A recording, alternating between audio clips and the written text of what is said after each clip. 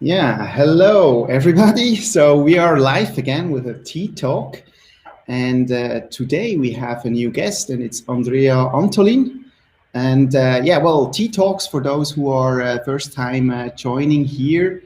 Tea talks are warm up events for the Rethink Festival, which will take place on the 20th and 21st of November.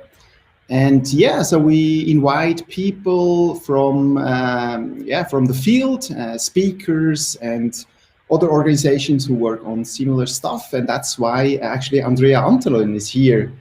So Andrea, how are you today? Thank you for inviting me. I'm doing very good. It's a beautiful Friday here in Geneva, sunny day. I'm excited for the weekend, so I'm doing really good. Very good. Maybe for those who don't know you, maybe you can quickly introduce yourself. Who are you? What you do? Okay. My name is Andrea. I'm from Argentina. I left my country many years ago, around 8 years. I started my professional journey in Chile.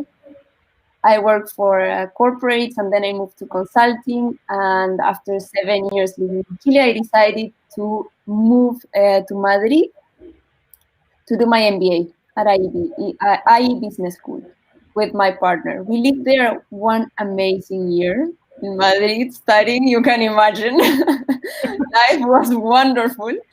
And I used to work in consulting for purpose business, for especially medium organizations who were trying to reconnect with the original purpose that pushed them to open those enterprises.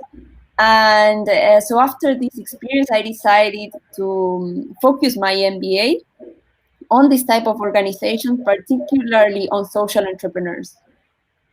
After finishing my MBA, I was extremely lucky to join Ashoka Switzerland. Ashoka, for those of you who don't know it, is the largest network of social entrepreneurs around the world. It was founded 40 years ago by Bill Drayton, our founder and still chair of the organization. And we already have more than 4,000 social entrepreneurs who are working with us constantly. I work for Ashoka Switzerland half of my time, and the other half of the time I work for Ashoka Global, managing partnerships with big corporations around the world. Wonderful. And I'm just curious. I mean, you are South American. How does Europe feel for you? Or I mean, you're now living in Switzerland. Do you miss something from South America? Or how is it for you? That's a hard question. Yes, I miss very much our Latin American culture. We are Latin Americans. We are really messy. We are constantly dealing with the political and economical problems, but I think that make us a really close community. You know, very informal. We love to hug each other and touch each other, and Europeans have a different way of interacting. Absolutely respectable, for sure. But I do miss my Latin American culture. But having said that, I think I'm extremely lucky to spend COVID here in Switzerland, particularly. I'm amazed about the trust that government has with everyone, every citizen, and how you trust each other, and that you are able to go through COVID without being in complete lockdown. That is something that's not happening in Latin America. Yeah. Latin American governments made it mandatory for people to stay at least 4 months in complete lockdown.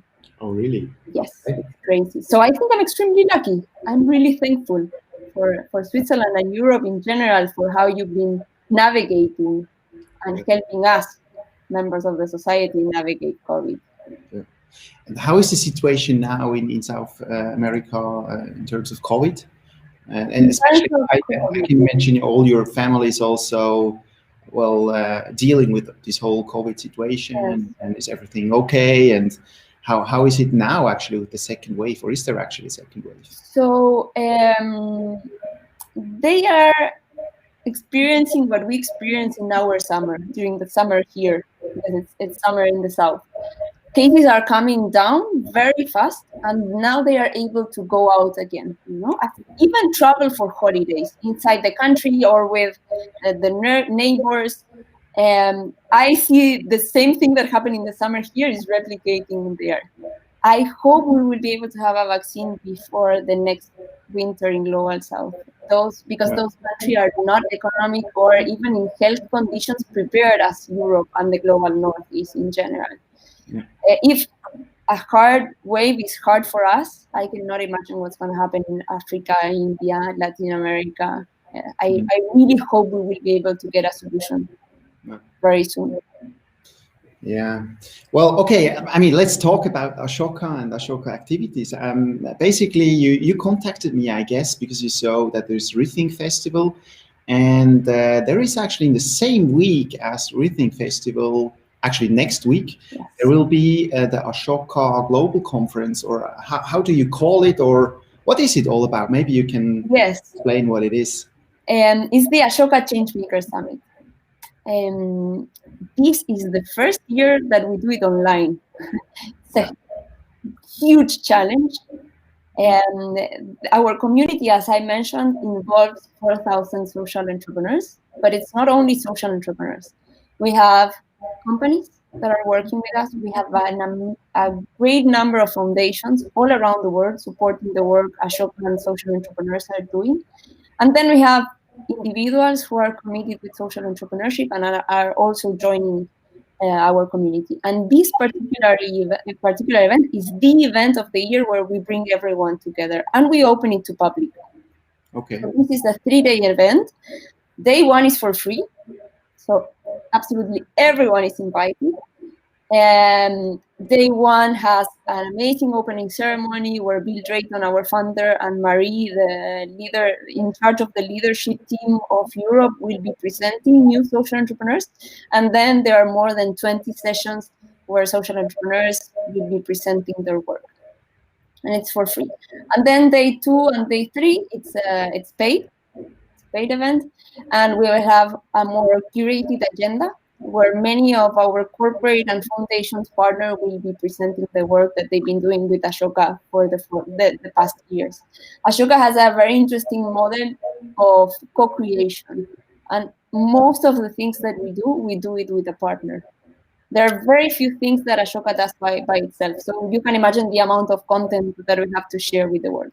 And Can you maybe give an example so people can kind of understand how this co-creation works? Yes, for sure. There are many examples, but for example, there's one that I think it's the most successful one. It's a partnership with a pharmaceutical company in Germany that is called Boehringer Ingelheim. They've been working with us for more than 10 years. And it has been a really learning journey. Mm-hmm. We started small.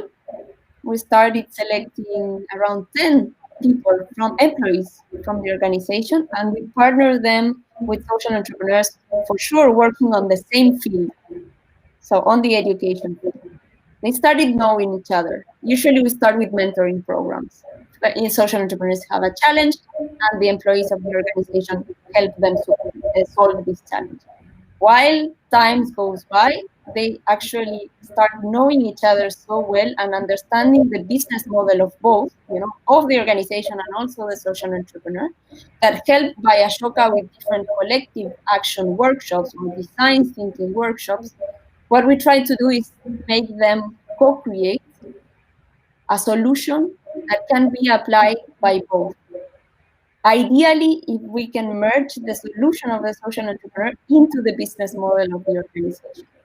Mm-hmm. But in order to do that, to reach that point, you need to go through the complete learning journey. Because in order to pick a partner, you can imagine, if you want to pick a partner and develop a business model, a product, or a service, you need to trust the other party.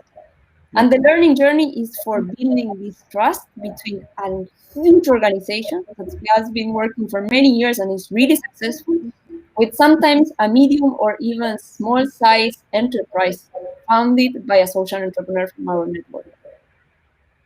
Yep. One thing that we've discovered is that by working with social entrepreneurs, employees developed amazing entrepreneurship skills, because they start learning how social entrepreneurs think, understand a problem, and build a solution that can have real impact on the root cause of the problem.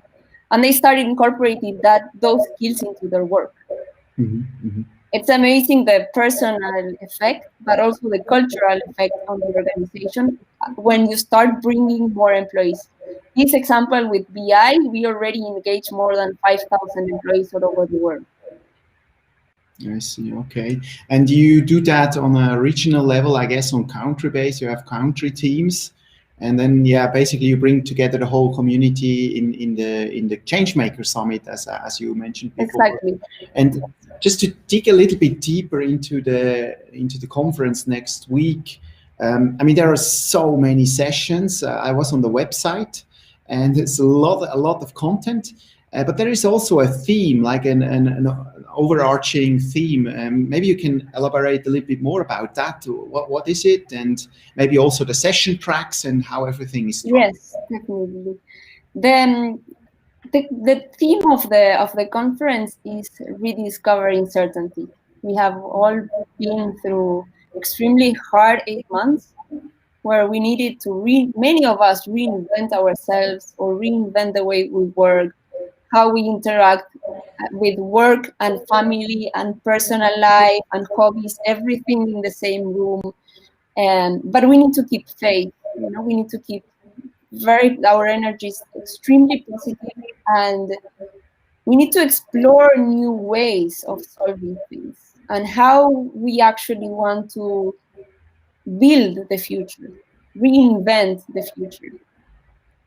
And we believe that everyone has so many things to learn from social entrepreneurs that for us, the Ashoka Changemaker Summit is an opportunity for doing that. It's an opportunity for bringing people from all over the world to learn from social entrepreneurs and reconnect with the power that each of us have in promoting change. That's why you're going to see that the agenda has 5 learning paths. One is solutions for the new era, that is social entrepreneurs sharing how they are building these new solutions.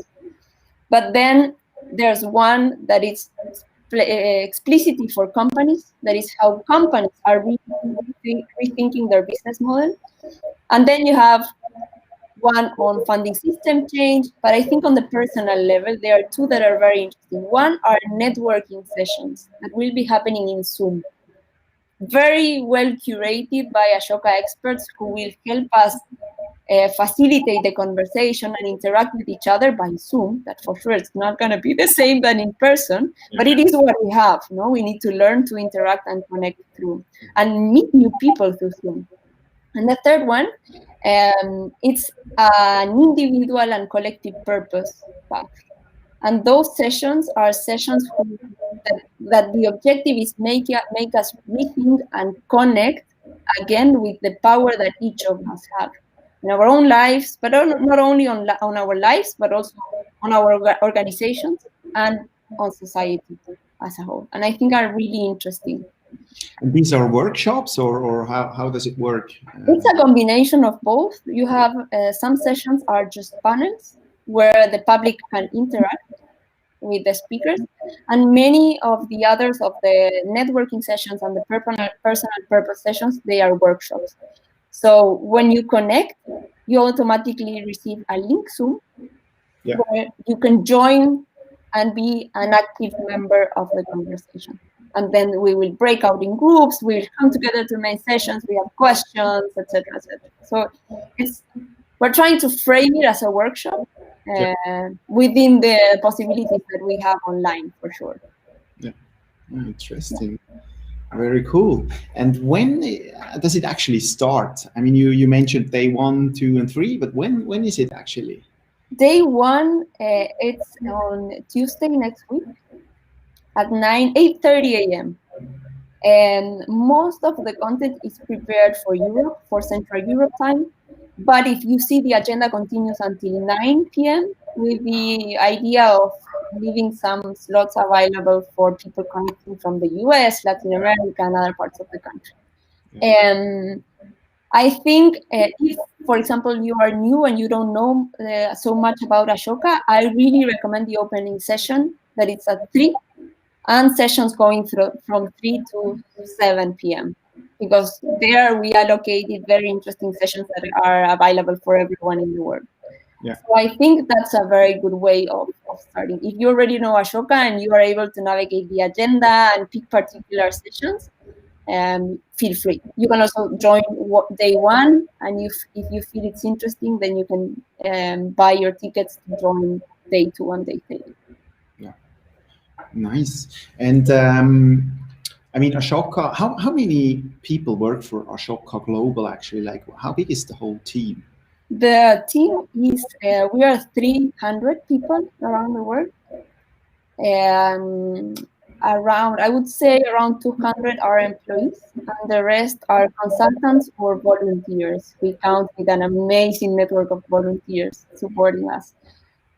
So we're present in 42 countries at the moment, if I'm not mistaken. But we work on a very cool model that I think is really connected with your festival. We call ourselves, we are a team of teams. So even though you are allocated to an office, you usually have a second or even third role with a global team.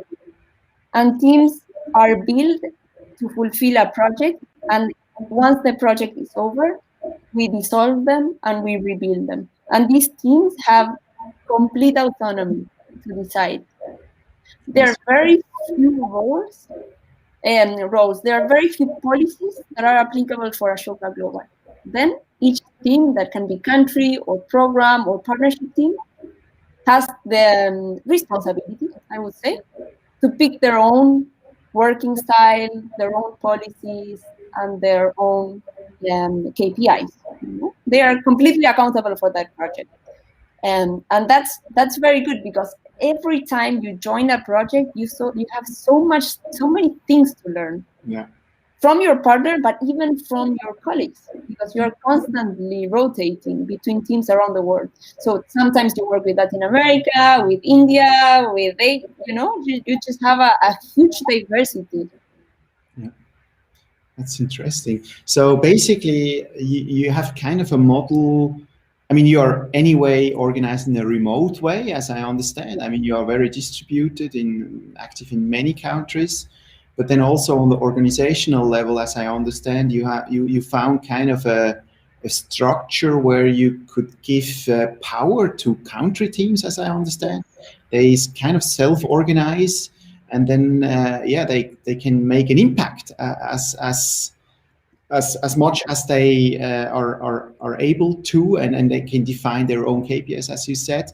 Do you actually use some kind of organizational model? Like, is it based on sociocracy, or is it just like the Ashoka way, or how? I think because Ashoka is built by entrepreneurs. So one condition for joining Ashoka as a full employee is proving that you have entrepreneurship in your blood. So you can imagine the amount of things that we create constantly. Sometimes it's a little bit too much, but we are always creating new things and new ideas. So I would say it's more the Ashoka style. Okay. For sure, very influenced by holacracy or sociocracy. But I don't think we follow a book or a specific model. It's a combination. Yeah. We are an extremely flat organization. Yeah. Each local, and I think there are 2 levels of Ashoka that it's really interesting to. It's not so easy to understand, but so you have local levels, so built by countries, team countries, and then you have a global level, conformed by what we call strategic projects or programs, and these are people thinking all the programs that we will implement on a local level. And these programs, they build the minimum viable product. Okay. And that minimum viable product is completely adapted once a team closes a partnership and brings that program that will be implemented locally. Once the program is implemented on a local level, we have a clear circle loop, where the learnings of that country go back to a global level so that they can continue building on top of the learning. Okay, to also spread it to all the countries and Yes. okay. And most of, not all of them, are open source. So everything is available to absolutely every Ashokan who wants to replicate the strategy on a local level. And many times, especially with global partners, like global organizations or big foundations, we work on a global level. So we build a team that will bring a partner, bring a product, and connect many countries. Yeah. So that's a real team of teams, because you're not only having local, but for example, Nestle, that is a Swiss partner, it's huge. Nestle has, and it's working with a big team in France with Purina, for example, but then they have impact in Africa and they have impact in Latin America. So the partnership manager manages a huge team, local teams, program teams, and the relationship with the partner. Okay, interesting. Yeah. Okay. I mean, we are already reaching the end of the tea talk, and maybe we can go a little bit deeper of Ashoka in Switzerland. I mean, you're part of the Swiss team. I mean, what are you working on in Switzerland? Is there any specific program or upcoming program you are working on, or even also in Europe? Maybe Yes. maybe you can explain that a little bit. Of course. In Switzerland, at this moment, we are extremely focused on our core work, and this is finding social entrepreneurs and supporting social entrepreneurs. We are screening the local ecosystem constantly, but also finding people who can act as nominators. So these people who are engaged with social entrepreneurs around the country, they understand the criteria, the selection criteria of Ashoka, and are constantly feeding our pipeline. Why is this so important? Because the Ashoka criteria is really specific, and not every social entrepreneur can join. It's important to understand that social entrepreneurs joining our network are people bringing system change. Okay. And once this entrepreneur is pre-selected, the selection process goes around 4 to 6 months. So it's also a long process. And we are really focused on doing that. We have a good amount of fellows, of social entrepreneurs. We have 16 active social entrepreneurs, but we can duplicate it easily. So we are constantly looking for partners to fund, to support this search and selection process. And then we're looking also for new members for our community. We selected a new amazing social entrepreneur from Geneva that I cannot reveal the name. It's going to be released next week, probably through our social media. But we are so happy. He's amazing. Okay, and so it's something you. It's not something you can apply. Actually, it's the you can. You can apply, or you can be nominated. Okay. You can do both. Okay. And you can apply or nominate directly through our webpage. Oh, okay. Yes, ashokaswitzerland.org. There you have a button where you can fill all the information. We receive that information and we start the due diligence process. So I really encourage you, Lucas, and if you know someone, please reach out. We usually give feedback to most of the social entrepreneurs. Yeah. For yes or for no, for sure. Yeah. Yeah, it's cool. I mean, hopefully a lot of people who are also listening to this tea talk are maybe inspired. I mean, to be honest, I didn't know Ashoka before. For me, it's new. I'm not specifically in this social entrepreneurship scene, although maybe yes. And but I think Ashoka Switzerland is not that. It's quite young still, right? Or how long does it exist? No, Ashoka has been here for more than 6 years. So really? But not so active in Swiss German, or maybe no, not so active. We had some changes on the team the past 3 years. Okay. And we dedicated a lot of time building these global partnerships. so more relevant on a global level than on a local level. Yeah. Now we are combining both. The truth is that in Switzerland particularly, there are so many actors having local impact. And for us, our advantage or our purpose, our value proposition for Switzerland is support these amazing organizations who are developing accelerators for social entrepreneurs and connect them with what is happening on a global level. Yeah.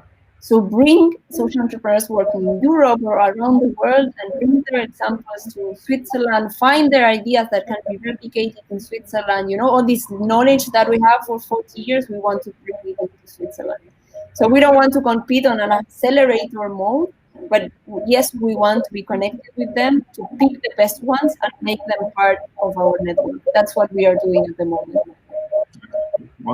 Yeah, very cool. So yeah, thank you for this call, and I mean, hopefully the festival or your conference next week will be amazing. Yes. We will start on Tuesday, Wednesday, Thursday, as I understand, Yes. right? 3-day festival, and then right after Thursday, you can go deeper with Rethink Festival. So exactly, not at all in a competition, and anyway, I mean, we kind of work on the same thing, just building knowledge about change. And there's actually one small thing I wanted to tell you. When I started to build a Rethink Festival, I wanted to have the slogan Changemaker Festival, or a festival for change makers, but then I switched it. I just kept it. It's a very common word. Yeah.